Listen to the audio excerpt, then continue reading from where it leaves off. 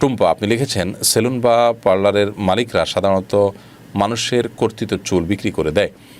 আমরা জানি মানবাঙ্গ বিক্রয় করা জায়েজ নেই। সেলুন বা পার্লারের মালিক কর্তৃক চুল বিক্রি করার কারণে আমরা গুনাহগার হব কিনা? একদিকে তারা চুল বিক্রি করবে জেনেও আমরা তাদের সেবা গ্রহণ করি, অন্যদিকে এছাড়া আমাদের উপায়ও নেই। আপনার মন্তব্য কাম্য। বোন রাবেয়া, যদি সব সেলুনে গণহারে এ ধরনের কর্মকাণ্ড করা হয়ে থাকে, তাহলে সেক্ষেত্রে আমাদের বিকল্প চিন্তা করা উচিত। কারণ আমরা জানি যে মানুষের শরীরের কোনো অংশ বিক্রি করা যায় না, যেমনটা আপনি বলেছেন। তো সেটা যদি সেলুনে গণহারে করা হয় বা আপনি সুনির্দিষ্ট সেলুন সম্পর্কে জানেন যে তারা এটা করে, তাহলে সেক্ষেত্রে আপনার জন্য সেই রকম সেলুনে চুল কাটানো জায়েজ নয়, বরং সেটা আপনাকে অ্যাভয়েড করতে হবে যেভাবেই হোক না কেন। প্রয়োজন আপনি বাসায় চুল কাটবেন অথবা অন্য কোনো সেলুনে চুল কাটবেন যেখানে এই গুনাহের কাজটি করা হয় না।